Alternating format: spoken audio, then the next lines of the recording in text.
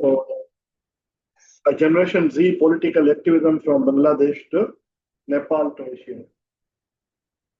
ये याद रखें कि ये जो टॉपिक है ये बड़ा ही इम्पोर्टेंट टॉपिक है इस साल के लिए, खास करके जो बच्चे 2027 के अंदर अटेम्प्ट देंगे उनके लिए ये टॉपिक बहुत ही इम्पोर्टेंट है, ना सिर्फ करंट अफेयर्स के लिए पर पाकिस्तान अफेयर्स के लिए भी और इंग्लिश ऐसे के लिए भी।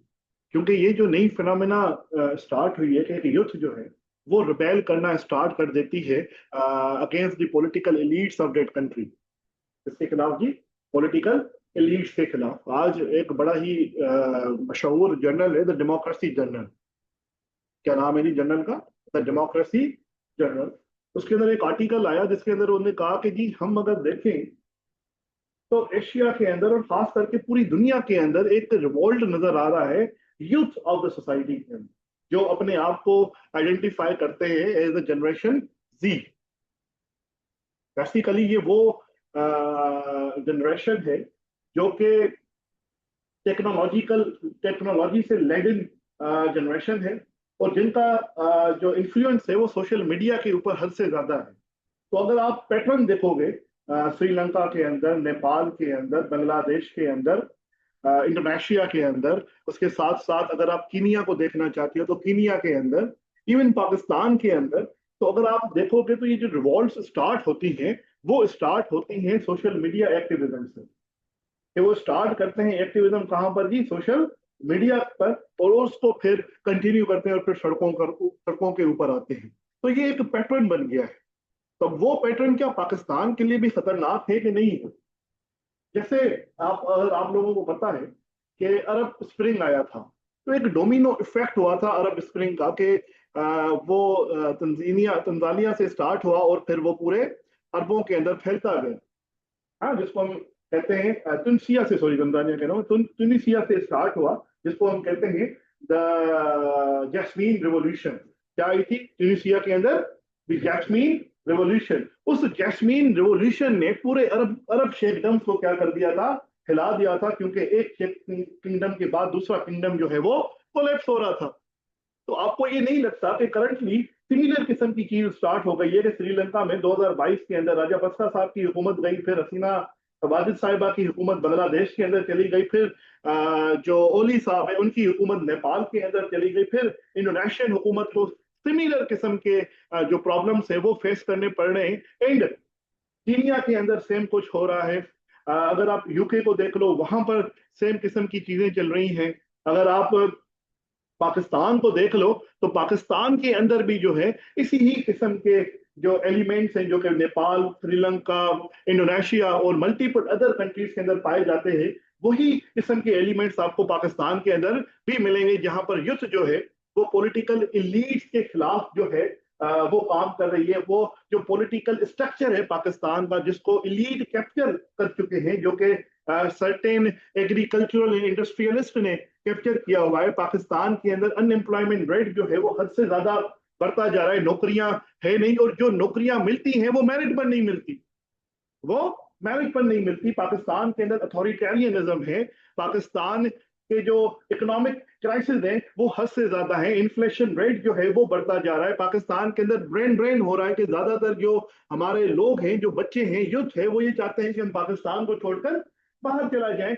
जो फिनोमेना ऑफ एब्सेंटिज्म है कि एब्सेंटीज जो है वो बढ़ती जा रही है पाकिस्तान के अंदर, तो ये सारे के सारे काजेज जो हैं वो श्रीलंका के अंदर भी थे, वो इंडोनेशिया के अंदर भी थे, वो नेपाल के अंदर भी थे, वो बांग्लादेश के अंदर भी थे और पाकिस्तान के अंदर भी वही है। तो आपको नहीं लगता कि ये जो पॉलिटिकल क्राइसिस है नेपाल के, ये पाकिस्तान के पॉलिटिकल एलीट के लिए भी एक कॉल कॉल है कि जी आप, एक वेकअप कॉल है कि जी आप उठ खड़े हो, क्योंकि अब आपके साथ भी वही कुछ हो सकता है। तो सबसे पहले हम पढ़ते हैं कि जी नेपाल के ये पॉलिटिकल क्राइसिस थे क्या, फिर उसके फैक्टर्स क्या थे, उनके इम्प्लीकेशंस क्या हो सकते हैं, and then we will understand कि वो किस तरीके से सिमिलर किस्म के हैं with relation to Sri Lanka, Bangladesh and Indonesia. तो जी थोड़ी सी ग्लिम्सेस आपको देना लाजिम है कि नेपाल का जो पॉलिटिकल स्ट्रक्चर है वो कैसा है। नेपाल को थोड़ा सा अंडरस्टैंड करना पड़ेगा, क्योंकि जब तक आप पॉलिटिकल हिस्ट्री को अंडरस्टैंड नहीं करते तब तक आप उस दौर को, उस सिचुएशन को, उस क्राइसिस को अंडरस्टैंड नहीं कर सकते। तो you need to understand the political crisis, the political history of Nepal. तो जी नेपाल एक हिमालयन कंट्री है जिसकी टोटल आबादी कितनी है जी? 30 मिलियन, 30 मिलियन लोग हैं टोटल, जो कि टर्ब्यूलेंट पॉलिटिक्स के लिए जानी जाती है, जहां पर डजन्स ऑफ गवर्नमेंट जो आई हैं 2008 से ऑनवर्ड। तो आपको ये याद होना चाहिए कि 2008 के अंदर, 2008 के अंदर एक पीपल्स मूवमेंट ने, इसने पीपल्स मूवमेंट ने, जो कि 1990 के अंदर स्टार्ट हुई थी, उसने 2008 के अंदर जो स्टेब्लिश्ड मोनार्की थी, जिसको हम शाह डायनेस्टी कहते हैं, क्या कहते हैं जी? शाह डायनेस्टी कहते हैं, उसको क्या कर दिया? खत्म कर दिया, और नेपाल को क्या बना दिया? एक रिपब्लिक बना दिया। तो 2008 से लेकर 2025 तक अगर आप ये पूरी की पूरी हिस्ट्री देखो नेपाल की, तो आपको एक चीज कॉमन मिलेगी कि वहां पर कभी भी पॉलिटिकल स्टेबिलिटी आई नहीं। नेपाल एक पॉलिटिकली इनस्टेबल कंट्री है, वहां पर हर दूसरे दिन जो है वो गवर्नमेंट जो है वो क्या होती रही है? चेंज होती रही है। नाउ अगर हम इसी फैक्टर को जो है वो कंपेयर करें विद पाकिस्तानी पॉलिटिक्स, तो आपको सेम किस्म की चीज मिलेगी। तो पाकिस्तान के अंदर आप डेकेड ऑफ 90s का देख लो, जिसको हम डेकेड ऑफ द डार्कनेस कहते हैं, कि जहां पर बेनजीर साहिबा 2-3 सालों के लिए आती है, फिर नवाज शरीफ साहब 2-3 सालों के लिए आते हैं, अगेन बेनजीर साहिबा 2-3 सालों के लिए आती है, फिर नवाज शरीफ साहब आ जाते हैं, फिर एक अथॉरिटेरियन रजीम स्टार्ट हो जाती है, किसकी? मुशर्रफ साहब की। फिर आप देख लो कि रजाली साहब की हुकूमत आती है, वो 5 साल तो पूरे करती है, पर उन 5 सालों के अंदर 2 से 3 जो प्राइम मिनिस्टर है वो चेंज हो जाते हैं। पहले यूसुफ रजा गिलानी साहब थे, फिर राजा अशरफ साहब जो है वो प्राइम मिनिस्टर हो गए। फिर नवाज शरीफ साहब को देख लो, तो नवाज शरीफ साहब का दौर भी 5 साल तो पूरा करता है, पर उसके अंदर पॉलिटिकल इंस्टेबिलिटी कितनी है। कभी 2014 के अंदर धांधली के नाम पर, इलेक्टोरल रिगिंग्स के नाम पर धरना लगता है, तो कभी जो है नवाज शरीफ साहब को क्या कर दिया गया? डिसमिस कर दिया गया on the name of corruption. Panama case आप सबको पता होगा। फिर जो है अब्बासी साहब आ गए, फिर खान साहब की हुकूमत आती है, तो खान साहब 3-3.5 सालों के अंदर उनको घर भेज दिया जाता है।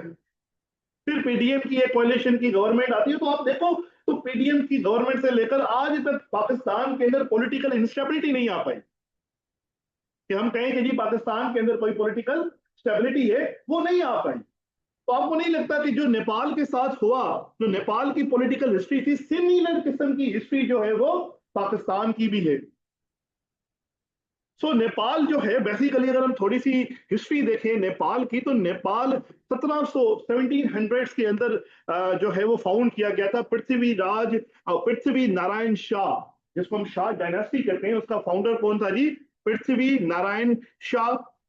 उसने ब्रिटिश कॉलोनियलिज्म के खिलाफ वो लड़ा, और मुगल किंगडम से और मॉडर्न इंडिया से अलग होकर एक कंट्री बनाई, जिसका उसने नाम दिया जी नेपाल। अब नेपाल के बाद हुआ क्या? नेपाल जब ये बन गया, तो हम उसको कहते हैं कि नेपाल के अंदर क्या थी? शाह डायनेस्टी।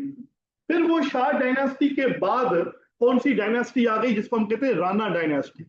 शाह डायनेस्टी चली तो 1846, 1846 से लेकर 1951 तक, ये वाला जो पीरियड था, उसके अंदर किसने रूल किया जी? राणा राणा डायनेस्टी।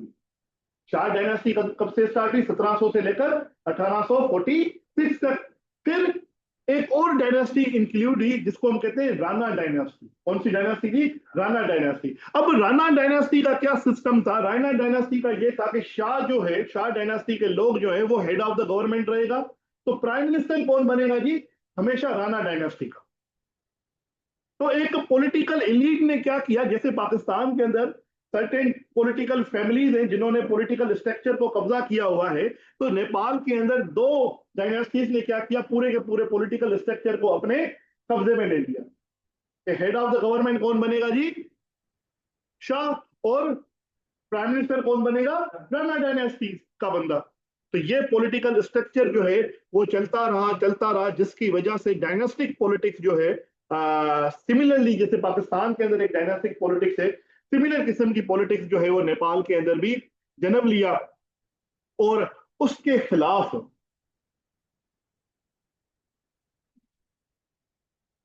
जल्दी है, जल्दी है।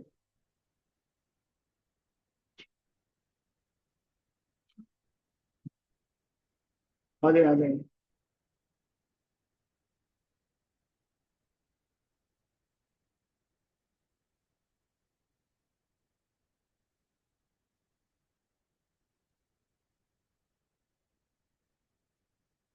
फिर जी इस राणा और शाह डायनेस्टी के जो एक एमलगेमेशन थी, उसके खिलाफ एक एजुकेटेड नेपाली की जो एजुकेटेड क्लास होती है ना नेपालियों की, उन्होंने एक मूवमेंट स्टार्ट की, एक पार्टी स्टार्ट की, जिसका नाम था नेपाली कांग्रेस।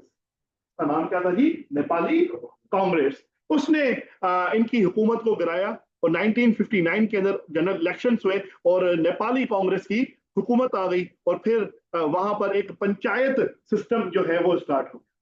कौन सा सिस्टम स्टार्ट हो गया? पंचायत सिस्टम। पंचायत सिस्टम क्या था? वहां पर भी जो रूलिंग एलीट था, जो बेसिक सोशल क्लासेस थी, जो बेसिक सोशल पावरफुल लोग थे, उनको क्या दिया गया? पावर हाथ में दे दिया। तो अगर आप देख रहे हो कि शुरुआत से लेकर from Shah dynasty to Rana dynasty to the panchayat system, तो एजुकेटेड लोगों ने भी आकर अवाम को रिप्रेजेंट नहीं किया। उन्होंने भी जो है पावर किसको दे दी? Certain classes of the society को दे दी। जैसे पाकिस्तान के अंदर भी ऐसा ही होता है कि पाकिस्तान के अंदर जो है वो डिक्टेटरशिप हो, पाकिस्तान के अंदर डेमोक्रेसी हो या अथॉरिटेरियन गवर्नमेंट हो, तो पाकिस्तान के 3 से 4 क्लासेस हैं जो कि पाकिस्तान की रूलिंग एलीट है। एक क्लास है जिसको हम कहते हैं एग्रीकल्चरल क्लास, जो कि आपके फ्यूडल लॉर्ड्स होते हैं, जमीर जागीरदार, सरदार, जो भी आप उनको नाम दे दो। दूसरी क्लास जो है वो कौन सी है आपकी? जो बिजनेसमैन है। फॉर एग्जाम्पल जहांगीर तरीन कौन है? वो कोई सरदार तो नहीं है, पर वो एक बहुत बड़ा बिजनेसमैन है। आपने मिफ्ता इस्माइल का नाम सुना होगा। मिफ्ता इस्माइल कौन है? बिजनेसमैन है। आपका सबसे बड़ा इसकी मिसाल जो है वो है नवाज शरीफ साहब। नवाज शरीफ साहब कोई जागीरदार तो नहीं थे, कोई सरदार तो नहीं थे, वो कौन थे? एक बिजनेसमैन थे। तो दूसरा क्लास जो है जो कि कंट्रोल करता है पाकिस्तानी पॉलिटिक्स को, वो कौन है जी? आपके बिजनेसमैन। और फिर हम सबके बड़े हमारे आर्मी वाले भाई, वो कंट्रोल करते हैं, क्योंकि ज्यादातर तो डिक्टेटरशिप ही रही है ना पाकिस्तान के अंदर। अयूब खान साहब का दौर, फिर जियाउल हक का दौर, उससे पहले यहया खान साहब का दौर, फिर मुशर्रफ साहब का दौर, फिर हाइब्रिड रिजीम्स। इस वक्त आप लोगों को क्या लगता है किसका दौर चल रहा है? हाफिज साहब का। तो हाइब्रिड रिजीम, तो तीसरी क्लास जो है जो कि पाकिस्तानी पॉलिटिक्स को कंट्रोल करती है, वो आपकी ब्यूरोक्रेसी है, ओ सॉरी, आपकी एस्टेब्लिशमेंट है। अब जब हम एस्टेब्लिशमेंट की बात करते हैं तो एस्टेब्लिशमेंट में सिर्फ आर्मी नहीं आती, ये याद रखें।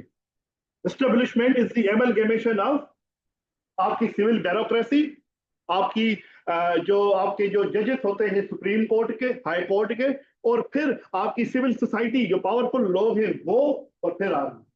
इन सब में पावरफुल आर्मी होती है, पर इन सब की मदद के साथ आर्मी आती है। अगर आप पहला coup देखो अयूब खान साहब का, तो under the doctrine of necessity, under the doctrine of necessity, supreme court के जो जस्टिस साहब थे, हाँ, जस्टिस मुनीर साहब, उन्होंने क्या किया? जस्टिस मुनीर साहब ने उस coup को लेजिटिमाइज किया under the doctrine of necessity. फिर मुशर्रफ साहब के coup को ऐसे ही जस्टिफाई किया गया। फिर आपके जो जियाउल हक साहब का जो coup है उसको ऐसे जस्टिफाई किया गया। अभी जो हो रहा है तो कल कंप्लीटली ये जो स्ट्रक्चर है, it is going with the consent of the judiciary. तो जुडिशरी का भी इसके अंदर क्या होता है? अहम किरदार होता है। तो सेम किस्म की चीजें जो नेपाल के अंदर थी, सेम किस्म की चीजें जो है वो पाकिस्तान के अंदर भी पाई जाती है। उसके बाद ये पीपुल्स मूवमेंट जिसकी मैंने आपको जिक्र किया, उसने 2006 के अंदर इवेंचुअली ओवरथ्रो कर दिया आपकी शाह डायनेस्टी को, जिन्होंने बेसिकली जो लीड कैप्चर किया हुआ था, जिसने पूरी पॉलिटिक्स को अपने हाथों में रखा हुआ था। तो राणा डायनेस्टी भी खत्म हो गई, पंचायत सिस्टम भी खत्म हो गया, और शाह डायनेस्टी को भी क्या किया गया? खत्म किया गया। ये जो पीपुल्स मूवमेंट थी, ये किस किस्म की मूवमेंट थी? ये माउस लेड मूवमेंट थी, मतलब इसके अंदर कम्युनिस्ट टेंडेंसीज थी, सोशलिस्ट एंड कम्युनिस्ट किस्म की मूवमेंट थी, जिसने आकर सारा कुछ जो है वो खत्म कर दिया। आवाज बहुत स्लो है, सबको आवाज स्लो आ रही है ऑनलाइन वालों को।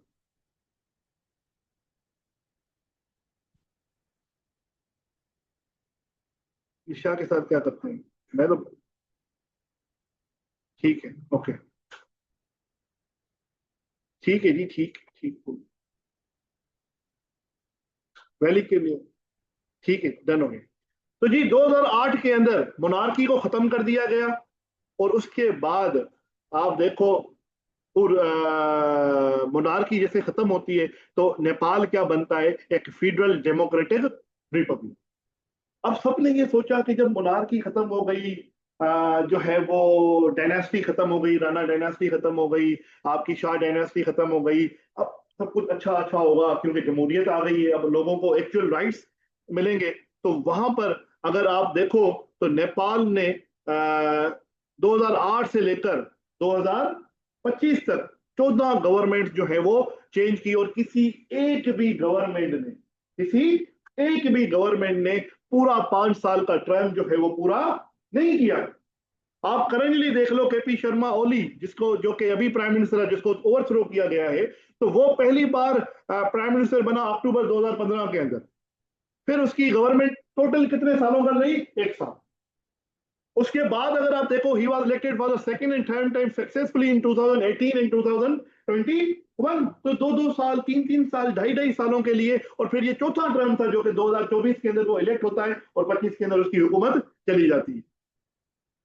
तो 14 गवर्नमेंट्स आई है। खुद ओली साहब जो है वो 4 बार प्राइम मिनिस्टर बने, पर उसने अवाम के जो मसाइल हैं, अब वो अवाम के मसाइल कौन से थे? करप्शन एक सबसे बड़ा मसला था, नेपोटिज्म एक सबसे बड़ा मसला था, लैक ऑफ मेरिटोक्रेसी एक सबसे बड़ा मसला था, इकोनॉमिक क्राइसिस जो नेपाल के अंदर जो इकोनॉमिक स्टेग्नेशन थी वो एक बहुत सबसे बड़ा मसला था, पॉलिटिकल जो इलीट थी उसने जो सारी की सारी पॉलिटिक्स को कैप्चर करके रखा था, ये सबसे बड़ा मसला था।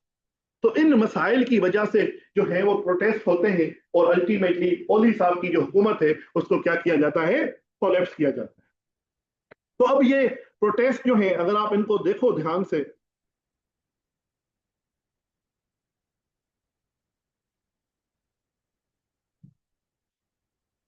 द प्रोटेस्ट ऑफ जनरेशन जी इन 2025, अगर हम देखें, क्योंकि ये थोड़ी सी क्या थी जी, हिस्ट्री थी कि कैसे नेपाल जो है शाह डायनास्टी के अंदर पृथ्वीराज साहब ने जो है नारायण साहब ने बनाया, फिर कैसे राणा डायनास्टी आई, फिर कैसे नेशनल नेपाली कांग्रेस ने आकर वो किया। यार ये मैसेजेस करना बंद कर दो, लास्ट में मैं इन सब पर रिप्लाई दे दूंगा, ये डिस्कशन तो यहाँ पर ना करो,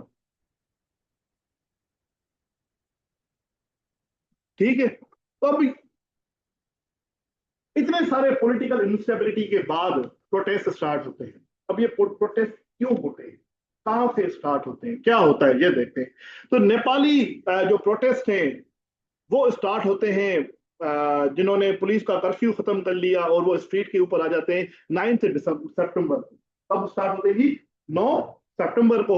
और वो सुप्रीम कोर्ट को जला देते हैं, वो पार्लियामेंट को जला देते हैं, वो गवर्नमेंट बिल्डिंग्स को जला देते हैं, और हिमालयन कंट्री का जो प्राइम मिनिस्टर है वो क्या हो जाता है? भाग जाता है। तो आप सबने फुटेजेस देखी होंगी तो फाइनेंस मिनिस्टर जो है वो रिवर्स के अंदर भाग रहा है, उसको मार रहे हैं। हाँ, तो 22 लोग कम से कम इसके अंदर मर गए। और ये जो जनरेशन है जिसने इस प्रोटेस्ट को स्टार्ट किया, इन लोगों की जो उम्रें थी वो 13 से 28 सालों तक, कितने?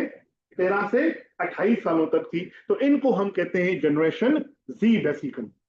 वो लोग जो कि 13 से 28 सालों के दरमियान हो, ये वो जनरेशन है जो कि जिसको हम कहते हैं the most modern generation of our time, जिसने पुरानी पुराना कुछ नहीं देखा, जिसने जब आंख खोली है तो सिर्फ टेक्नोलॉजी देखी है, सोशल मीडिया देखी है, फेसबुक ने, Instagram, TikTok and all these things, और जिनके पास टेक्नोलॉजी ने शऊर दिया है। क्योंकि पहले वाली कौमों को तो शऊर नहीं था ना।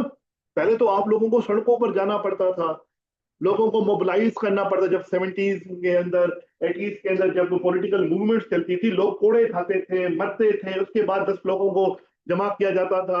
पाकिस्तान को देख लो तो यहाँ पर आर्टिकल 144 लग जाता है कि आप लोग जो है इकट्ठा नहीं हो सकते। तो इस सोशल मीडिया ने ना सब कुछ जो है वो क्या कर दिया है, चेंज कर दिया है, क्योंकि अब आपको सड़क पर निकलने की जरूरत नहीं है। आप एक ट्रेंड चला सकते हो सोशल मीडिया के ऊपर, ट्विटर के ऊपर, फेसबुक के ऊपर, इंस्टाग्राम के ऊपर, जो कि आप सबकी कलेक्टिव वॉइस होगा।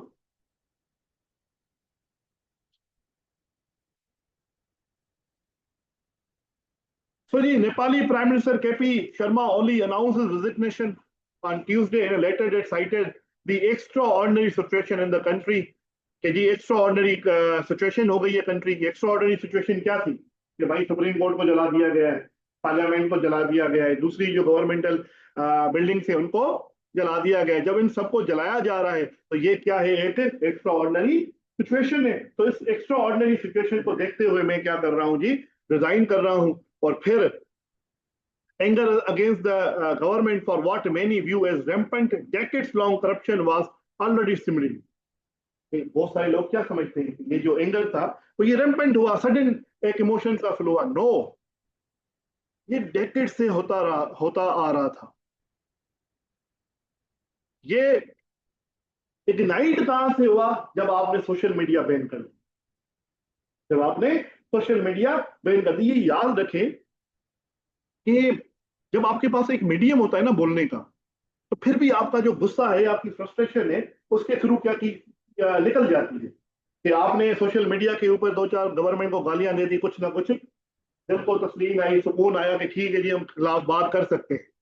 पर जब वो प्लेटफॉर्म भी रोका गया और उसके साथ साथ सोशल मीडिया पर बैन है, और फिर जनरेशनल फ्रस्ट्रेशन है कि जी हमारा कंट्री आगे बढ़ ही नहीं रहा इकोनॉमिकली, पुअर इकोनॉमिक अपॉर्चुनिटीज है। आप करंटली देख लो, मैं आपको एक मिसाल देता हूं पाकिस्तान की, क्योंकि ये सवाल जो है वो पाकिस्तान के निस्बत में आएगा, ये याद रखना, ठीक है। तभी मैं आपको पाकिस्तान की सोसाइटी के साथ इसको कंपेयर करता जा रहा हूँ, ये समझना कि करंटली आप देखो तो सिंध के अंदर, मैं सिंधी हूँ, तो सिंध के अंदर एक ट्रेंड चल रहा है कि ये जो हमारी एसपी एससी है वो मेरिट नहीं दिखा रही, और बहुत सारे लोग जो है उसकी मेरिटोक्रेसी के ऊपर सवाल उठा रहे हैं, और एक ट्रेंड चल रहा है सिंध के अंदर, जो सिंधी है उन सबको बताया। तो सिमिलर किस्म के ट्रेंड्स जो हैं वो किसने उठाए थे, नेपाल के लोगों ने उठाए थे कि जी हमारे पास इकोनॉमिक अपॉर्चुनिटीज ही नहीं है। जो इकोनॉमिक अपॉर्चुनिटीज हैं वो इलीट्स ऑफ द सोसाइटी के लिए है, जिसको उन्होंने फिर एक मूवमेंट, एक हैशटैग दिया, जिनको उन्होंने क्या दिया, हैशटैग नेपोकिट्स, हैशटैग नेपोकिट्स। कि भाई आप अपने लोगों को, यहां पर भी तो यही होता है ना कि आप पार्टी एफिलिएटेड लोगों को पैसा जो है वो जॉब्स मिल जाती है, या तो पार्टी वाले देते हैं, आजकल तो पार्टी वाले भी नहीं दे रहे हो, कह रहे हैं सारे लक्ष्मी दो, पैसे दो तो फिर ही जॉब मिलेगी। हमारे यहाँ तो यही है। सो सीएनएन कहता है, while the main trigger for the protest was the recent social media ban, the long history of corruption and bad governance is the main reason that thousands of people come out on the street to protest। कि जी immediate काज जो था वो तो चलो मान लेते हैं कि सोशल मीडिया बैन था, पर सीएनएन के मुताबिक कि जो लॉन्ग हिस्ट्री है ना करप्शन की और बैड गवर्नेंस की, मेजर रीजन वो था इन प्रोटेस्ट का कि जी इनफ इज इनफ, कि लोगों ने कहा कि बस हो गई है। और पाकिस्तान को देख लो, पाकिस्तान जो है वो जब से बना है तब से करप्शन की एक हिस्ट्री है, हमारे यहाँ बैड गवर्नेंस की हिस्ट्री है, तभी तो हम इधर पहुंचे हैं।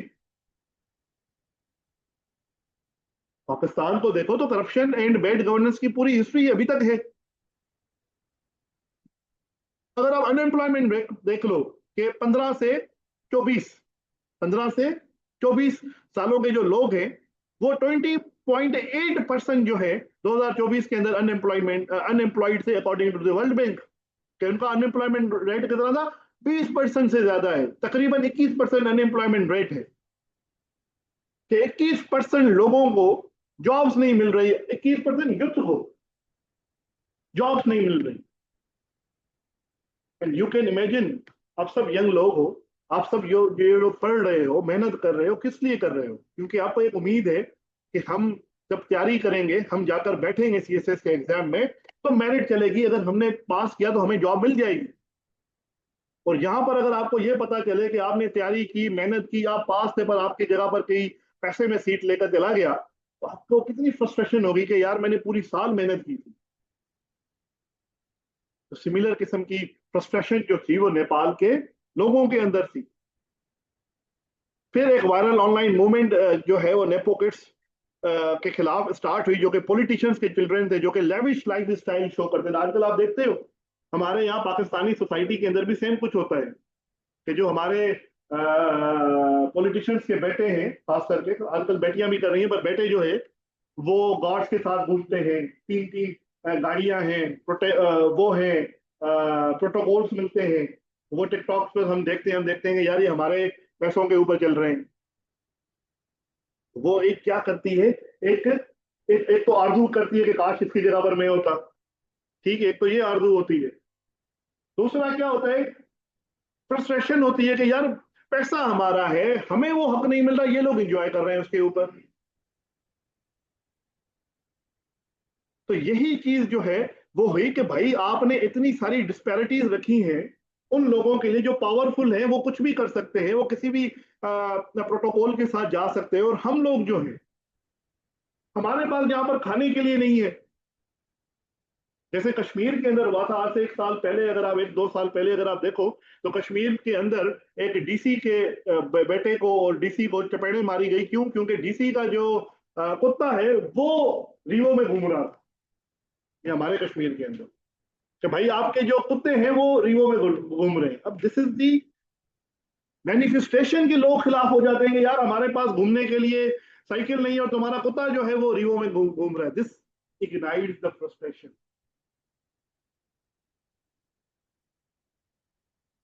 अगर आप नेपाल की इकोनॉमी को देख लो तो वो डिपेंडेंट है रिमिटेंसेस के ऊपर। ज्यादातर जो इकोनॉमी है वो रिमिटेंसेस के ऊपर होती है।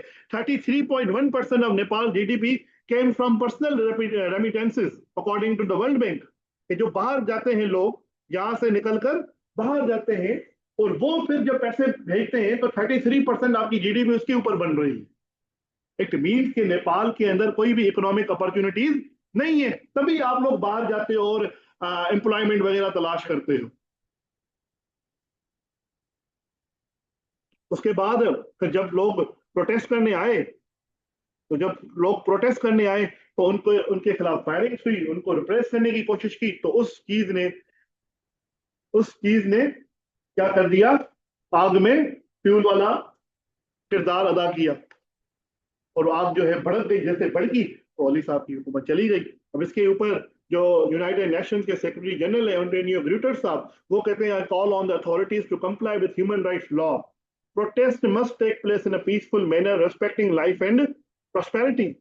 क्योंकि जो प्रोटेस्टीज थे, ये जो जनरेशन है हमारी तो मैं तो बड़ा हूं, आप लोगों की जो जनरेशन है वो अब इस बात का ख्याल नहीं रखती। वो कहती है जला दो इनको। और नेपाल के अंदर पहले से ही एक माओइस्ट एंड कम्युनिस्ट थॉट जो है वो प्रिवेलिंग है। आपको मैंने बताया पीपुल्स मूवमेंट जो 1919 के अंदर 1990 के 1990 के अंदर शुरू हुई थी, वो एक माओइस्ट किस्म की मूवमेंट थी, सोशलिस्ट किस्म की मूवमेंट थी, जिसने नेपाल के अंदर डायनेस्टिक पॉलिटिक्स का क्या कर दिया, खात्मा कर दिया। अब वो सोशलिस्ट टेंडेंसीज जो है वो पहले से ही सोशलिज्म के अंदर है कि ये जो बड़ी बड़े महलात बनाए हुए पॉलिटिकल इलीट्स ने, वो क्या है, वो यही है कि ये बोर्जुआजीज है, और इन बोर्जुआजीज को हमने क्या करना है, खत्म करना है, डिथ्रोन करना है। तो वो चीज फिर उन्होंने करके दिखाई।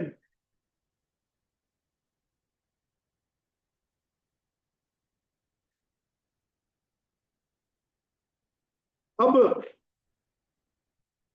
ये यहाँ पर थोड़े से मैंने आप लोगों के लिए ना इंडिकेटर्स रखे हैं कि आप यहाँ से डेटा निकाल सकते हो कि, और इस डेटा को फिर आपने पाकिस्तान की डेटा के साथ क्या करना है, कंपेयर करना है। कि लिटरेसी रेट देखो 71% है 2021 के मुताबिक। ठीक है, यहाँ पर ही अगर आप देख लो कि यूथ एम्प्लॉयमेंट 20.82% है, अनएम्प्लॉयमेंट 20.82% है। ठीक है, ओवरऑल अनएम्प्लॉयमेंट 10.7% है। ह्यूमन डेवलपमेंट इंडेक्स के अंदर आप देखो 145 से नंबर है। ह्यूमन डेवलपमेंट है ही नहीं, क्योंकि आप एजुकेशनल स्ट्रक्चर के ऊपर खर्च ही नहीं करते। लोगों को स्किल्ड बनाओगे नहीं तो एम्प्लॉयमेंट कहां से आएगी। जैसे पाकिस्तान के अंदर है कि we do not invest on our people. Human development तो होती नहीं है ना पाकिस्तान के अंदर। हमारे यहाँ क्या होते हैं, बड़े बड़े हाईवेज बना दो क्योंकि ये बेचने हैं। इधर आप इसको आप कंपेयर कर सकते हो कि वो कंट्रीज जो कि ह्यूमन डेवलपमेंट के ऊपर खर्च करती हैं वो तरक्की इतनी जल्दी करती है। फॉर एग्जांपल जापान, हिरोशिमा और नागासाकी के बाद जब उसके ऊपर एटॉमिक बम गिराए गए तो सबने कहा कि नेपाल इज नो मोर। और क्योंकि नेपाल के लोगों ने बिल्डिंग के ऊपर खर्च करने से पहले खर्च किसके ऊपर किया था, लोगों के ऊपर किया था, तो उन्होंने दोबारा से बिल्डिंग बना दी। अगेन नेपाल जो है थर्ड लार्जेस्ट फोर्थ लार्जेस्ट जो है इकोनॉमी है दुनिया की। द राइज ऑफ जापान एक सब हम जैसे कंट्रीज के लिए एक बड़ी मिसाल है कि वो कंट्री जो डिफीटेड था, वो country third fourth largest economy बन गया। क्यों? क्योंकि ह्यूमन डेवलपमेंट थी। तो नेपाल के अंदर भी ह्यूमन डेवलपमेंट के ऊपर खर्च नहीं किया गया। और अगर हम पाकिस्तान के अंदर देखें तो हमारे ऊपर कौन सा खर्च किया जाता है। सिंगापुर की एक यूनिवर्सिटी की के ऊपर जो एजुकेशन एक यूनिवर्सिटी के ऊपर खर्च होता है वो आपकी पूरी जो एजुकेशन की बजट है उससे ज्यादा है। एक यूनिवर्सिटी का खर्च आपकी पूरी एजुकेशन बजट से ज्यादा उस एक यूनिवर्सिटी का है जो सिंगापुर के अंदर। और आप सिंगापुर देखो, इतना है कोई कितने मिलियन है, 10 15 20 मिलियन लोग हैं टोटल। आप करोड़ों में हो। अब सिंगापुर से बड़ा तो मेरा शहर होगा आबादी के लिहाज से।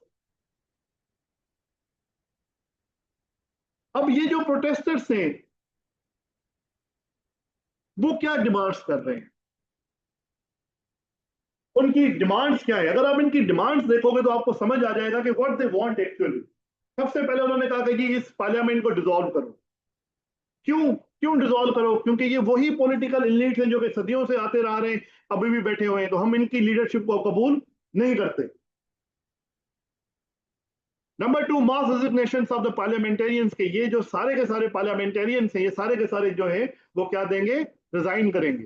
Number three, immediate suspension of officials who issued the order to fire on the protesters, कि उन सारे के सारे ऑफिशियल्स को अभी के अभी फारिग करो नौकरियों से जिन्होंने हमारे ऊपर गोलियां चलाएंगी।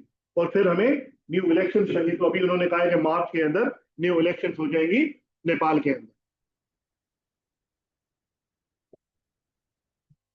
वो कहते हैं कि we need to kick these old leaders out of power, कि ये ओल्ड लीडर्स का मतलब क्या है, the ruling elite. We are tired of the same old faces. वो कहते हैं हम थक गए हैं उन्हीं फेसेस को देख देखकर। तो पाकिस्तान के अंदर भी तो वही है ना, नवाज शरीफ साहब, वही शहबाज शरीफ साहब, वही जरदारी साहब, वही लोग हैं। कोई नया बंदा आता है? अब इमरान खान साहब भी पुराने हो गए।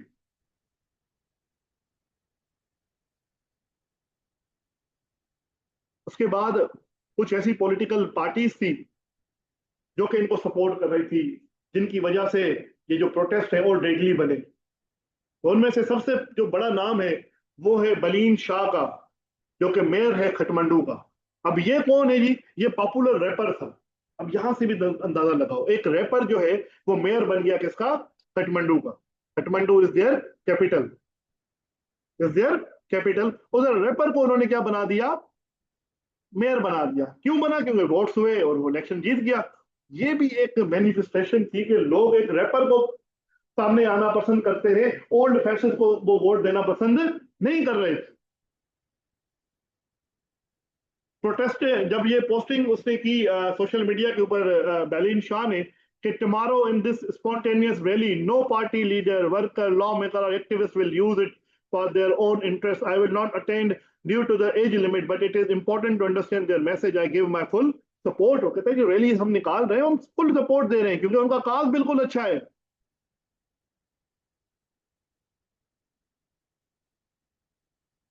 तो ये सब कुछ पढ़ने के बाद अब हमारा सवाल है कि जी इन सबको किस चीज ने जो है बेसिकली क्या किया, इग्नाइट किया।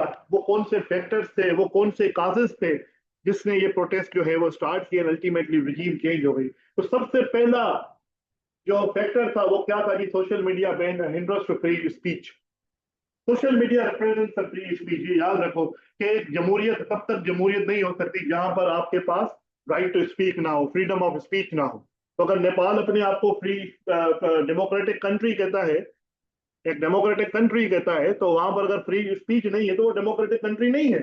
और उस बैन को, जो सोशल मीडिया बैन 4 सितंबर को लगा था, उसको जो जनरेशन जी के लोग थे उन्होंने क्या कर दिया, निकाल कर बाहर फेंक दिया। तो पहला जो मसला था वो क्या था, वो था जी सोशल मीडिया बैन, जो इमीडिएट काज बना इस प्रोटेस्ट का।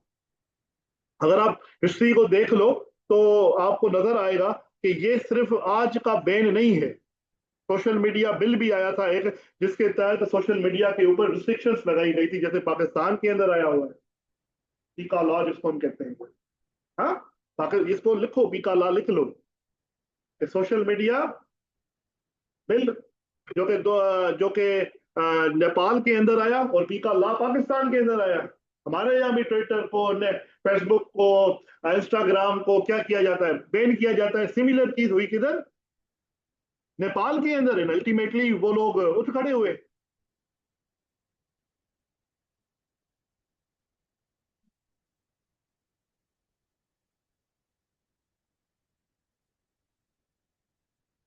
और ये जो सोशल मीडिया बिल है वो कब आया था, 2025 के अंदर ही आया है। उसके बाद जी दूसरा जो सबसे बड़ा काज था वो था एक्सेप्टेटिंग कंसेंट्स और nepotism in the Nepalese youth, जिसको हम नेपो के मूवमेंट कहते हैं। लोगों ने कहा कि ये जो पॉलिटिकल एलिट्स हैं, इनके जो बच्चे हैं, उनकी लाइफ स्टाइल देखकर हमें जेलसी होती है। जब उनकी लाइफ स्टाइल देख लो तो उन्होंने फिर एक मूवमेंट स्टार्ट की जिसको कहा जाता है nepo kids, suggesting young people who had profited from their families' connections and they were condemned by many Nepalese as out of touch in a country where 1 in 4 lived below the national poverty line. कि हर 4 में से एक बंदा जो है वो poverty line के अंदर रहता है। नेपाल के अंदर इतनी बड़ी पॉवर्टी है, और इनका लाइफ स्टाइल देखो, वैसे लगता है कि ये अमेरिकन से, अमेरिकन भी इतनी अच्छी जिंदगी जो है नहीं गुजारते जितनी अच्छी जिंदगी ये लोग गुजारते हैं। क्यों? क्योंकि इनकी बड़ी बड़ी कनेक्शन है। और आपको नहीं लगता कि पाकिस्तान के अंदर भी फैमिली थी? हाँ, वो क्या था, एक हैदराबाद के अंदर एक इंसिडेंट हुआ था, रंजार लंजार पता नहीं किसका बच्चा था, जो कि वो एक पुलिस वाले ने उसको रोका। उसको कहता है तुम जैसे पुलिस वाले मैं अपने डाले में बिठाता हूँ, ऐसा है था वो। No, just look at the their mindset. उनका माइंडसेट क्या है, वो बच्चा है, इतना सा बच्चा एक चपेट में मर जाएगा। वो पुलिस वाले, वो सारे, वो पुलिस वाला पता नहीं किधर गया। ये माइंडसेट है। इसको कहते हैं एक्चुअली नेपोटिज्म, इसको कहते हैं एक्चुअली वो पॉलिटिकल जो एलिट्स का जो माइंडसेट है कि आपको जो वो कीड़ा मकोड़ा समझते हैं। अल्टीमेटली जब आप लोगों को खुद को फील होना लगेगा कि हम कीड़े मकोड़े हैं तो आप बाहर निकल आओगे। अभी तक पाकिस्तानियों को ये महसूस नहीं होता, क्योंकि हमारे यहाँ एक और भी बात बताऊं मैं, हमारे यहाँ ये समझा जाता है इनके साथ फोटोग्राफ लगाना हमारे लिए एक बहुत बड़ी चीज है ना। आप ढूंढते हो इन लोगों को, कहीं शादी पर मिल जाए, कहीं पर मिल जाएगा, एक तस्वीर खिंचवा लें, और फिर हम लिखते हैं डिस्कसिंग पॉलिटिक्स फलाना। जानता भी नहीं है, तुम्हें डिस्कस क्या करेगा, उसको खुद को नहीं पता पॉलिटिक्स क्या है। चीज होती नहीं है, कॉमन चीज है हमारे यहाँ।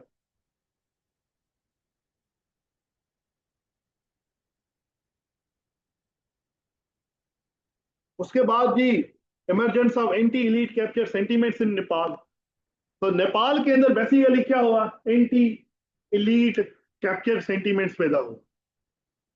अगर आप राकिब नाइक, जो कि एग्जीक्यूटिव डायरेक्टर है Center for Studies of Organized Hate, एक ऑर्गेनाइजेशन है, उसका एग्जीक्यूटिव डायरेक्टर है राकिब नाइक, वो कहते हैं in the contrast between elite privilege and everyday hardship struck a deep chord with generation Z and quickly became a central narrative driving the movement।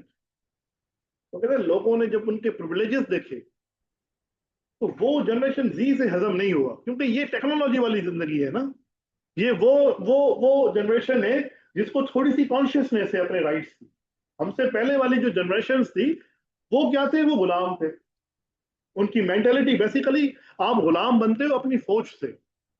सबसे पहली जो गुलामी होती है ना, वो होती है सोच से। तो वो लोग गुलाम इब्ने गुलाम थे।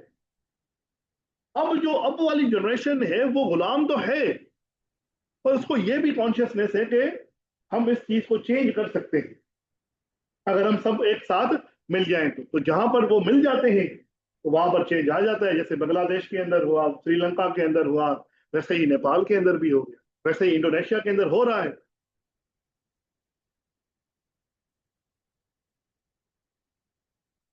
तो अगर आप देखो, ट्रांसपेरेंसी इंटरनेशनल कहती है कि Nepal is one of the most corrupt countries in Asia.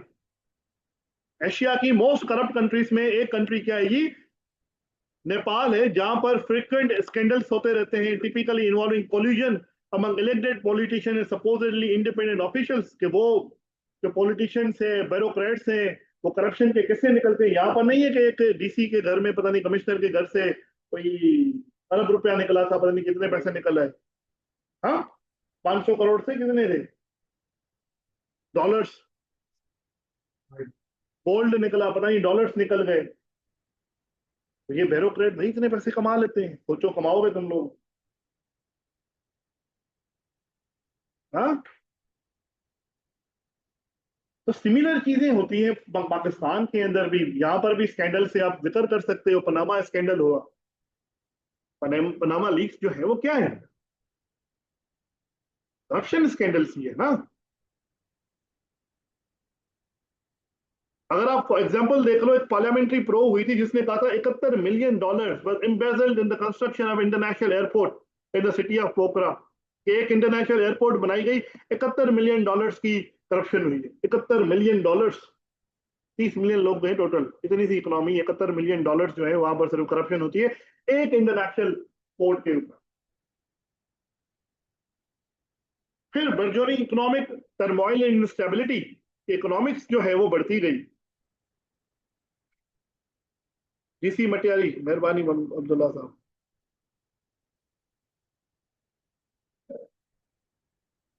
15 दिन से ज्यादा इंटरनेट, बाहर आ जाओ फैसल। तो जी, बर्जोनिंग इकोनॉमिक टर्मोइल एंड इंस्टेबिलिटी,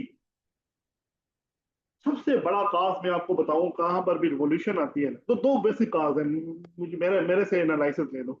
एक, जब आपकी लिबर्टी स्नेच हो जाए, जब आपके पास आजादी नहीं होती ना, तो इंसान बगैर आजादी के कहीं पर भी कुछ नहीं रह सकता, ये याद रख लो।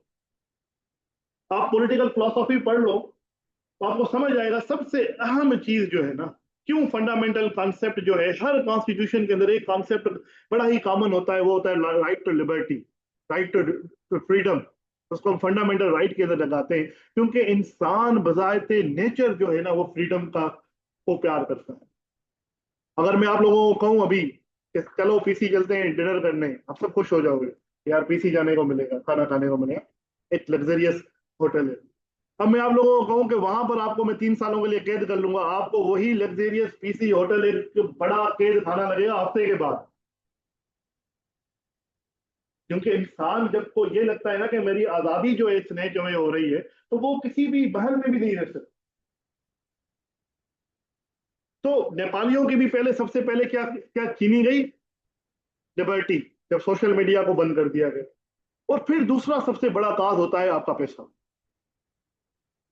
जब आपके पास पैसा ना हो, नहीं ना होता, इकोनॉमिक इंस्टेबिलिटी होती है, तो फिर आप जो है लड़ने काटने के ऊपर आते हैं, क्योंकि आपको नजर आता है कि हमारे पास खाने के लिए नहीं है, हमारे पास पहनने के लिए नहीं है। आप अपने लिए रिवॉर्ड नहीं करते तो अपने बच्चों के लिए कर लेते हो। तो सेम चीज थी नेपाल के अंदर के। ओवरऑल अनएम्प्लॉयमेंट रेट मैंने आपको बताया 12.5% था। फिर 22.7% अनएम्प्लॉयमेंट था जो है वो यूथ के अंदर। 1/3 of countries gross domestic product, जिसको हम जीडीपी कहते हैं, वो रेमिटेंसेस के ऊपर चल रही है। लिमिटेड प्रोडक्टिव सेक्टर्स थे, ना बैंकिंग थी, ना रियल एस्टेट काम कर रहा था, ना इंपोर्ट बिजनेसेस चल रहे थे। वेल्दी और वेल्दी होता जा रहा था, पुअर और रिच का गैप जो है वो बढ़ता जा रहा था। इन सारी चीजों ने क्या किया, ये यहाँ पर एक चार्ट भी मैंने लगाया है आप लोगों के लिए कि आप समझिएगा कि कैसे एज वाइज अनएम्प्लॉयमेंट जो है वो साला साल जो है वो बढ़ती जा रही थी। अल्टीमेटली लोग सड़कों पर आए। फिर social inequalities and prevailing culture of absenteeism, absentees जो है वो बढ़ते जा रहे थे नेपाल से। सोशल इनइक्वालिटीज हद से ज्यादा थी, पाकिस्तान के अंदर भी बहुत सारी सोशल इनइक्वालिटीज है। हमारे यहाँ कितनी सोशल इनइक्वालिटीज है। आप क्लास सिस्टम के अंदर बटे हुए हो ना, एक एलीट क्लास है, एक मिडिल क्लास है, एक अपर मिडिल क्लास है, एक लोअर क्लास है, फिर पुअर क्लास है। और एलीट क्लास के अंदर भी ना मल्टीपल किस्म के क्लासेस हैं। एक वो क्लास है जो कि एरोप्लेन के अंदर इकोनॉमी क्लास में जाते हैं, फिर वो है जो कि बिजनेस क्लास के अंदर बैठना चाहते हैं, वो एलीट। फिर तीसरा एलीट है प्राइवेट जेट एलीट। पाकिस्तान के अंदर तीनों हैं। सोशल इनइक्वलिटीज, फिर जेंडर गैप देख लो। जब हम सोशल इक्वलिटीज की बात इनइक्वलिटीज की बात करते हैं तो सिर्फ सोशल क्लासेस के अंदर इनइक्वलिटी थोड़ी होती है। लड़के लड़की का गैप देख लो कितना है। एजुकेशनल इनइक्वलिटीज देख लो। मुझे लगता है पाकिस्तान में कितनी ज्यादा एजुकेशनल अपार्थाइड है। तो आप चेक करोगे पाकिस्तान के अंदर मदरसा एजुकेशन सिस्टम बिल्कुल अलग है। गवर्नमेंट स्कूल जो एजुकेशन सिस्टम है वो अलग है। उसके बाद प्राइवेट स्कूल सिस्टम अलग है। फिर private school is divided into two categories. एक गरीबों के प्राइवेट स्कूल 2,000 3,000 4,000 वाले, एक अमीरों के प्राइवेट स्कूल जो कैम्ब्रिज है, बैकन हाउस है, आईवी लीग्स है। हाँ, फिर ए लेवल ओ लेवल है। एजुकेशनल अपार्थाइड, टेक्नोलॉजिकल अपार्थाइड देख लो पाकिस्तान के अंदर। फैसल साहब बता रहे 15 दिनों से बलूचिस्तान के अंदर इंटरनेट नहीं चल रही, पंजाब के अंदर चल रही है, सिंध के अंदर चल रही है। क्यों भाई? इनइक्वलिटीज है ना। तो सेम किस्म की इनइक्वलिटीज, फिर जातों के अंदर इनइक्वलिटीज हैं। ये अच्छी जात है, ये बुरी जात है, ये हिंदू है, ये मुसलमान है। सेक्टेरियन इनइक्वलिटीज है हमारे यहाँ। तो कितनी इनइक्वल सोसाइटी है। सेम चीज थी आपके नेपाल के अंदर। फिर मल्टीपल डायमेंशनल इनइक्वलिटीज थी। क्या हो गया मेरे भाइयों?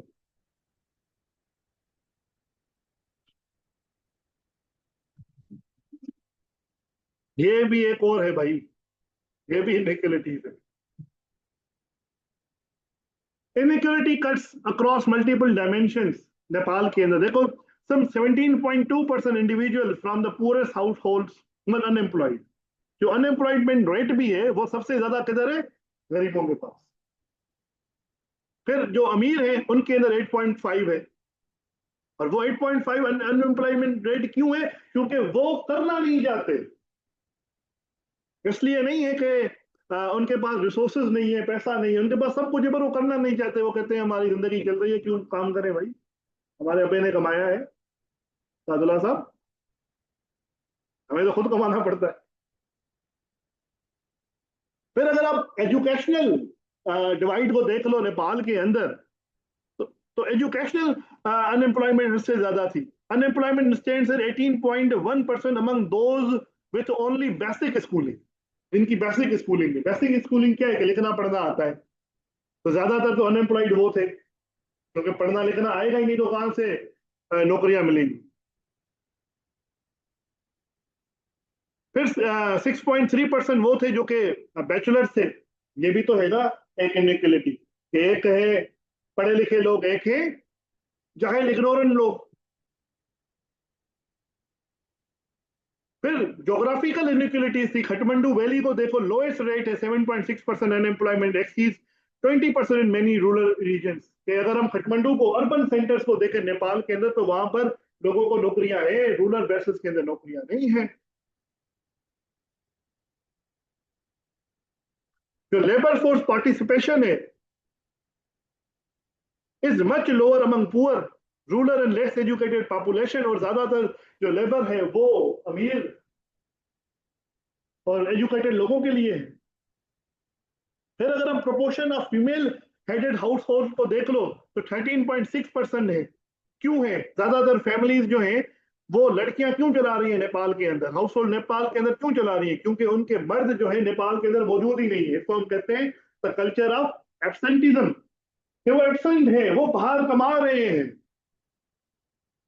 और कौन अपने बच्चों को छोड़कर बाहर जाना चाहता है, जलालत की जिंदगी गुजारना चाहता है? आप उन लोगों से पूछो जो कि सऊदी अरब में काम कर रहे हैं, जो कि दुबई के अंदर काम कर रहे हैं, कुवैत के अंदर काम कर रहे हैं, हमें यहाँ पर ऐसा लगता है कि वो वहां पर ऑलरेडी अयाशी की जिंदगी गुजार रहे हैं। ऐसा नहीं होता। उनको हर जगह पर, खास करके अगर आपके पास पाकिस्तानी पासपोर्ट है, तो आपको हर जगह पर जलील और ख्वार होना पड़ता है। तो they are not happy there. वो सिर्फ ये कह रहे हैं कि 10 साल हम उधर काम कर लें ताकि इतनी इनफ सेविंग हो जाए कि पाकिस्तान में आकर कोई ना कोई छोटा मोटा बिजनेस खोलकर जो है वो सेटल हो जाए। इसीलिए 10 साल हम काम करते हैं। सेम चीज जो है वो उधर है। Absenteeism is starkest in rural areas and among youth. About 20% of the rural population is absent from home. वो घरों में है ही नहीं। और वो इसका रीजन जो है वो किसको समझते हैं? पॉलिटिकल इलीट को। क्योंकि इकोनॉमिक अपॉर्चुनिटीज क्रिएट करना किसका काम? रूलिंग इलीट का काम है ना, जो आपको रूल कर रहे हैं। More than half of male absent is 56% are age 15 to 29 years. ये वो लोग हैं जिन्होंने प्रोटेस्ट करवाए 15 से 29 सालों के बीच में। 56% जो लोग हैं वो नेपाल के अंदर नहीं है, वो बाहर काम कर रहे। के बाद अगर आप देखो growing political instability and corruption, political instability हद से ज्यादा है।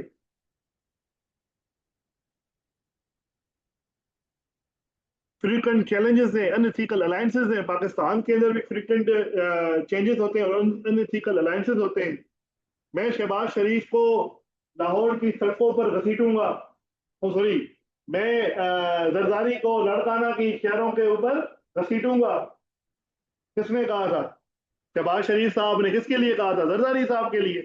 आज वो ही जरदारी साहब उसकी ही पार्टी के दिए हुए वोटों के ऊपर प्रेसिडेंट ऑफ पाकिस्तान है। Unethical alliance. अलीम खान साहब ने सेम स्टेटमेंट दी थी कि मैं शहबाज शरीफ को लाहौर की सड़कों के ऊपर घसीटूंगा।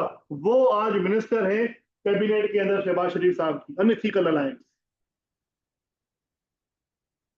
अनथिकल अलायंस है ना। सिमिलरली वही मौलाना साहब, जिसको खान साहब डीजल कहते थे, आजकल मौलाना साहब हजरत मौलाना फजल रहमान कहा जाता है, वो इमरान खान कर रहा है। Unethical alliance. सेम चीज नेपाल के अंदर भी थी, सेम चीज ही पाकिस्तान के अंदर भी है। जब ओली साहब ने रिजाइन किया था, formed new government in 2024, it marks the 30th change in leadership in Nepal ever since it became an elected democracy 1990। तो अगर हम 1990 से देखें तो ये 30वीं गवर्नमेंट बनी थी। 30वीं गवर्नमेंट नेपाल के अंदर 1990 से लेकर 2025 तक 30 गवर्नमेंट चेंज हो गई। एक पार्टी की हुकूमत होती है और तीन तीन गवर्नमेंट्स बनती होती है हमारे यहाँ। पहले नवाज शरीफ की गवर्नमेंट थी, फिर खाकान अब्बासी की गवर्नमेंट बन गई।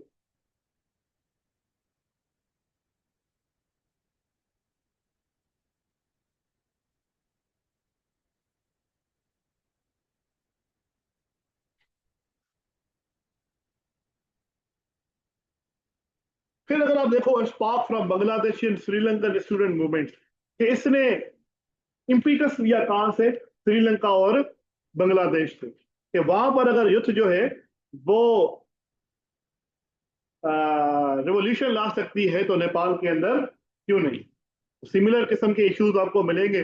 Unemployment, economic instability, lead capture of politics, corruption, social inequalities and political instability.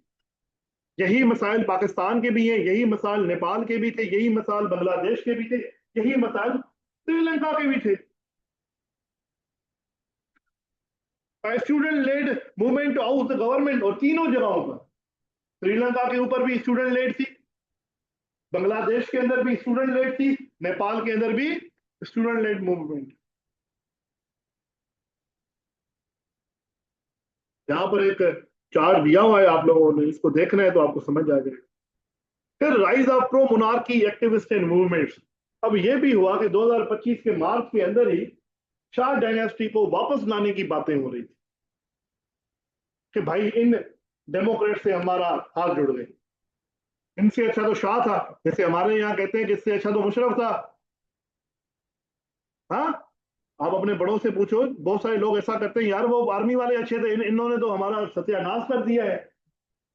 आप बड़ों से बात करोगे ना, वो कहेंगे यार कम से कम मुशर्रफ के दौर के अंदर पेट्रोल तो सस्ता था, खाना तो सस्ता मिलता था,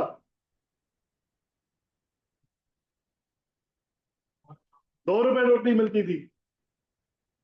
तो हम लोग क्या कहते हैं, हम आर्मी को प्रेज करना शुरू कर देते हैं। इन लोगों ने किसको प्रेज करना शुरू कर दिया? शाह डायनेस्टी को, कि यार डायनेस्टी थी पर कुछ तो अच्छाई थी। तो 2025 के अंदर नेपालीज प्रो मोनार्की प्रोटेस्ट जो है वो किनकुन नियर बाय लोकेशन के अंदर किए गए कि जी ओल्ड किंगडम ऑफ नेपाल को वापस से रिस्टोर करो।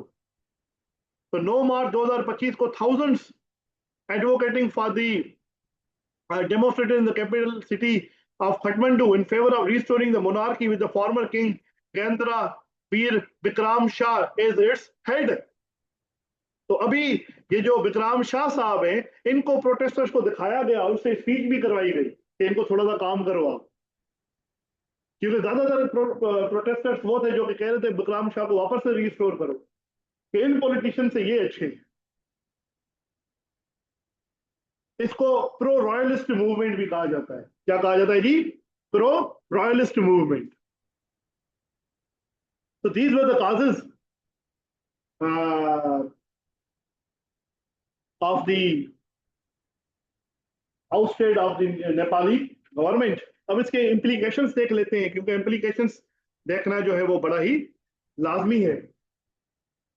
तो अब इस डेमोस्ट्रेशन को कहा जाता है जनरेशन डी जी डेमोस्ट्रेशन, कि नेपाल की यूथ जो है वो मोबिलाइजेशन की और growing political influence of digitally active generation seeking to shape the nation's future. तो पहला इम्प्लीकेशन ये है कि वो कंट्रीज, ये खास करके इम्प्लीकेशन है पूरे के पूरे थर्ड वर्ल्ड कंट्रीज के लिए, कि भाई डरो, इनसे डरो, इनसे डरो जी, इस डिजिटली एक्टिव जनरेशन से। तो ये चीज दिखाती है कि थर्ड वर्ल्ड कंट्रीज के अंदर, नेपाल डेवलपिंग कंट्रीज के अंदर एक जो है वो एक एक एक एक ऐसी फोर्स का राइज हो रहा है जिसको हम कहते हैं डिजिटली एक्टिव जनरेशन, जो कि आपकी यहाँ पर गवर्नमेंट को आउट कर देती है, गवर्नमेंट को टॉपल कर देती है।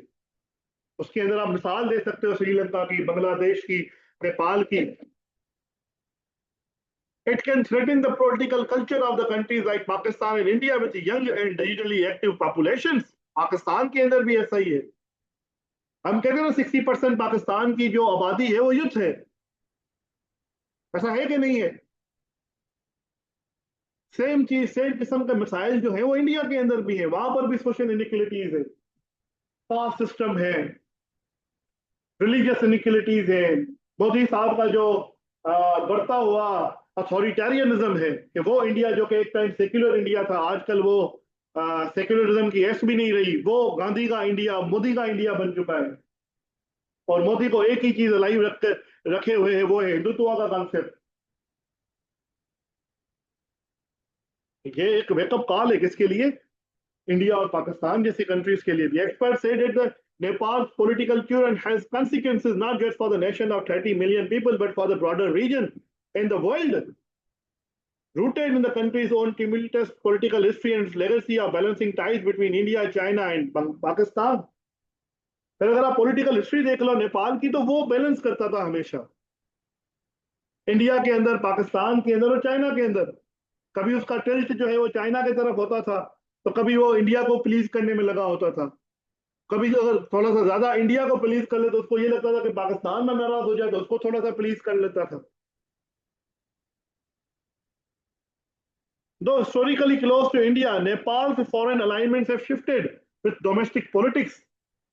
जैसे पाकिस्तान के अंदर होता है, हमारे अलायंसेस जो हैं वो डोमेस्टिक पॉलिटिक्स से क्या होते हैं, चेंज होते हैं। मिसाल लो, इमरान खान साहब की हुकूमत थी, हमारा टिल्ट था रशिया की तरफ, हम रशिया गए, चाइना गए, इस इकोनॉमिक ब्लॉक के अंदर हम थे कि we will be partners in peace but not in war anymore. हमने यूएसए को कहा एब्सोल्युटली नॉट। हमने कहा कि जी हम रशिया से क्या लेंगे?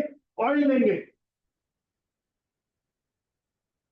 और फिर शहबाज शरीफ साहब की हुकूमत आई, पीडीएम की हुकूमत आई, हमने ऑयल लेना बंद कर दिया। हमारा टिल्ट जो है वो किधर हुआ?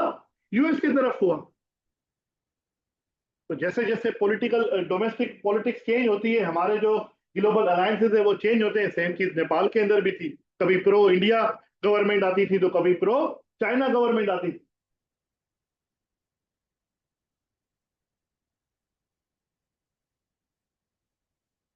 So historically close to India, Oli was widely seen as leaning towards Beijing, and his removal has prompted speculation about a recalibration of influence in Kathmandu. बहुत सारे लोगों को लगता है कि ओली साहब का जो इन्फ्लुएंस था वो किसके तरफ था? चाइना की तरफ था। क्योंकि अभी जो एससीओ का समिट हुआ है चाइना के अंदर, उसके अंदर अगर आप ओली साहब को देखो, वो बड़ा खुश खुश गया था अपनी बीवी के साथ। उसकी बीवी को भी आई थिंक मार दिया उन्होंने, जला दिया।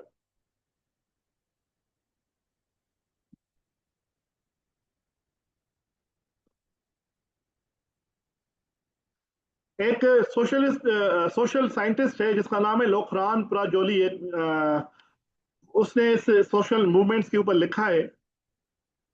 वो कहता है the next ruler is likely to be an independent figure not aligned with any party. कि अब लोग जो है ना, वो चाहते हैं कि हम किस हमारा जो टिल्ट है वो ना तो चाइना की तरफ होना चाहिए, ना तो इंडिया की तरफ होना चाहिए, ना तो पाकिस्तान की तरफ होना चाहिए, जैसे बांग्लादेश के अंदर हुआ कि जब यूनुस साहब की हुकूमत आई तो उनका जो टिल्ट है वो कंप्लीटली हसीना वाजिद की गवर्नमेंट के अंदर इंडिया की तरफ था, बांग्लादेश के अंदर। फिर वो अब वो न्यूट्रल पॉलिसी के ऊपर है कि वो पाकिस्तान के साथ भी रिलेशन बना रहे हैं, वो बांग्लादेश जो है वो चाइना के साथ भी अच्छे ताल्लुकात बना रखा है और इंडिया को भी नाराज नहीं कर रहे। तो बैलेंसिंग, सेम चीज बैलेंसिंग नेपाल भी कर रहा है।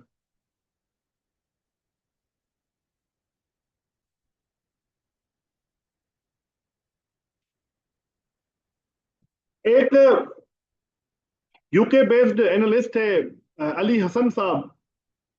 वो कहते हैं Oli fall could serve as a setback for Beijing in Kathmandu and a potential opening for New Delhi. की जो रीजनल इम्प्लीकेशन है वो क्या है कि ये सेटबैक है किसके लिए? चाइना के लिए, क्योंकि ओली का जो टिल्ट था वो किसकी तरफ था? चाइना की तरफ था। तो चाइना जो है वो नेपाल को एक्सप्लॉइट करते हुए प्रेशराइज कर सकता था किसको? इंडिया को। अब वो नहीं कर पाएगा क्योंकि ओली जो प्रो चाइनीज प्राइम मिनिस्टर था वो हुकूमत में नहीं रहा, तो इसका डायरेक्टली फायदा किसको होगा? इंडिया को।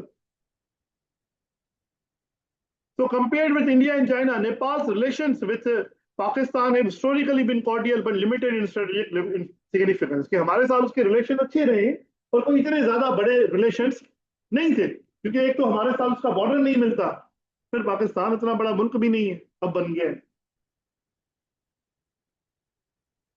पर नेपाल ने हमेशा एक कोशिश की है कि जब भी इसके ताल्लुकात इंडिया के साथ खराब हुए तो नेपाल का जो टिल्ट है वो पाकिस्तान की तरफ आया। उसकी मैनिफेस्टेशन देख लो कि 1960 के अंदर जब Indian government under prime minister Jawaharlal Nehru criticise King Mahendra dismissal of the Corella government, a year later the Nepali monarch visited Pakistan and in then 1963 hosted Pakistani President Ayub Khan। जब इंडिया ने उनके इंटरनल, नेपाल के internal political matters के अंदर influence किया तो उन्होंने कहा कि ठीक है, अगर आप हमारे खिलाफ जाते हो तो फिर अयूब खान साहब को बुलाते। तो अयूब खान साहब 1963 के अंदर किधर गए थे? नेपाल गए थे। अब जो अभी जो पाकिस्तान और इंडिया के टेंशन हुए हैं उसके अंदर Nepal hosted delegation from Pakistan national defence university. उसके बावजूद भी पाकिस्तान का एक नेशनल डिफेंस यूनिवर्सिटी का डेलीगेशन जो है वो नेपाल गया। क्यों? क्योंकि बीजिंग के साथ किसके ताल्लुकात थे? ओली शर्मा के। तो ये फिर एक मसला बना किसके लिए? न्यू दिल्ली के लिए कि भाई ये नेपाल के अंदर पाकिस्तान क्या कर रहा है। तो हसन साहब कहते हैं Pakistani elite must be wondering how secure their grip on power is. कहते हैं पाकिस्तानी एलीट भी ये सोच रहे होंगे कि हमारा कैप्चर कितना है, हमारी ग्रिप कितनी है पावर के ऊपर। Given they are often accused of charges similar to what Bangladeshi, Sri Lankan and Nepali protesters said of their leaders। Same ही है ना, वो भी कहते थे कि ये करप्ट है, ये नेपोटिज्म है, इकोनॉमिक इंस्टेबिलिटी, सब कुछ पाकिस्तान के लिए भी यही कहते हैं। तो पाकिस्तान के अंदर भी कभी भी टर्न अराउंड हो सकता है। So these were the implications अब थोड़ा सा हम देख लेते हैं from Bangladesh to Nepal and a wider pattern of generation Z political activism across Asia. कि अगर आप देखो बांग्लादेश के अंदर मैसिव स्टूडेंट, ये हम आगे चलकर अपने सेशन के अंदर पढ़ते हैं बांग्लादेश क्राइसिस वगैरह, तो आपको ज्यादा चीजें जो है ना वो रिलेट करना आ जाएंगी, क्योंकि बांग्लादेश के ऊपर हमारा लेक्चर होता है पूरा। From Bangladesh massive student led revolt in 2024 against entrenched nepotism and authoritarian streaks of the government in power of Nepal's Generation Z uprising in September 2025, triggered by the social media ban. Many young people across the region have channeled their deep-seated frustration over economic stagnation, corruption, lack of opportunities, and political exclusion. अगर आप देखो तो similar किस्म के मसाइल थे बांग्लादेश के अंदर, जहां पर भी स्टूडेंट लेड जो है मूवमेंट स्टार्ट हुई, जिसने अथॉरिटेरियनिज्म ऑफ शेख हसीना जो है वो खत्म करवाया। सेम चीज जो है वो नेपाल के अंदर भी है, तो पैटर्न की सिमिलरिटी है, सिमिलर पैटर्न है बांग्लादेश का और नेपाल का।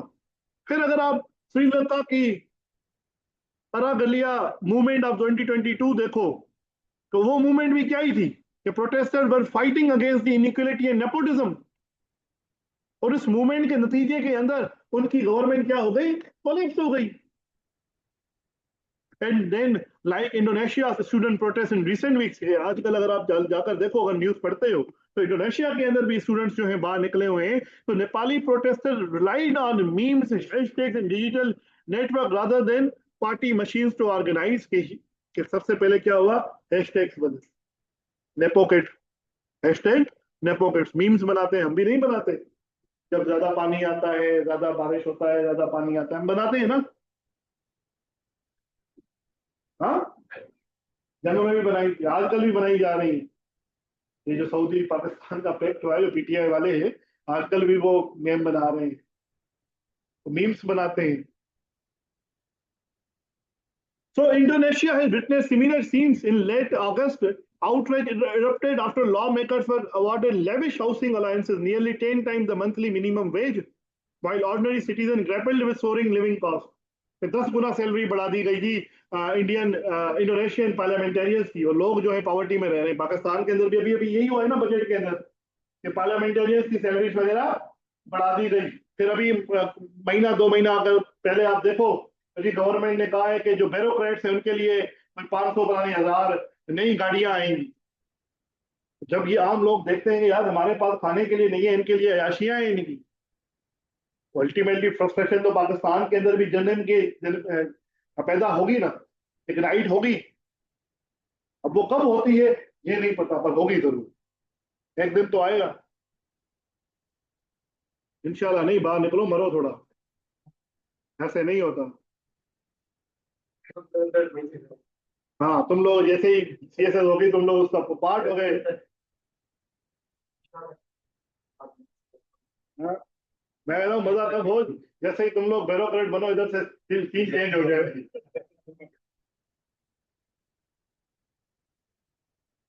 So these movement might echo the spirit of Arab Spring of 2010 and 2011। Arab spring के साथ बड़ा ही ये रिलेटेड है मसला।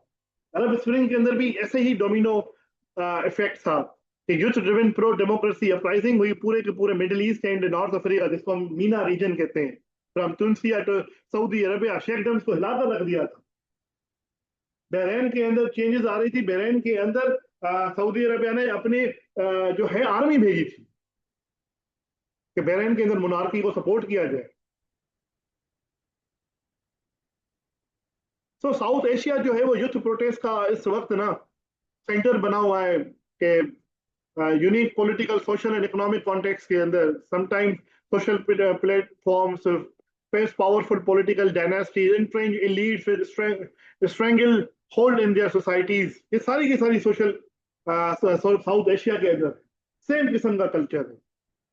और अगर हम देखें तो ये जो लोग हैं यहाँ पर सोशल मीडिया के साउथ एशिया के अंदर, they are finding economic opportunities, they are finding for the leaders who will think about the welfare of their respective countries, they are looking for the employment, they are looking for the political stability। तो वो चीज हमें मिल नहीं रही। So basically, South Asia's youth are emerging as a powerful political force. South Asia की बात हो रही है, as a powerful political force demanding a new social contract that addresses issues that matter to them, such as inequality, corruption, and exclusion within their fragile and fledgling democracies that have dented their hopes for a brighter future. कि भाई हमारा जो future है वो brighter होना चाहिए, ये social inequalities, unemployment, ये एक्सक्लूजन, ये क्लास सिस्टम, ये क्या होना चाहिए, अल्टीमेटली खत्म होना चाहिए। तो ये एक मूवमेंट जो है वो श्रीलंका से स्टार्ट हुई है, जो कि बांग्लादेश को, जिसने पहले पहले श्रीलंका को खत्म किया, फिर बांग्लादेश को, फिर नेपाल को, और फिर इसके जो चांसेस है वो जो रशिया है, फिर कीनिया है, फिर पाकिस्तान के ऊपर भी इंशाल्लाह एक दिन आएगा जब आप लोग जनरेशन जी वाले उठ खड़े हो गए। तो दिस वाज द लेक्चर। हमारे करंट अफेयर्स के जो डेमो क्लासेस हैं वो यहाँ पर खत्म होते हैं। जो रेगुलर क्लासेस हैं वो थर्सडे से स्टार्ट हो जाएंगे, नेक्स्ट थर्सडे से। तो जो भी आना चाहता है मोस्ट वेलकम। अभी किसी को कोई सवाल है, कुछ पूछना है?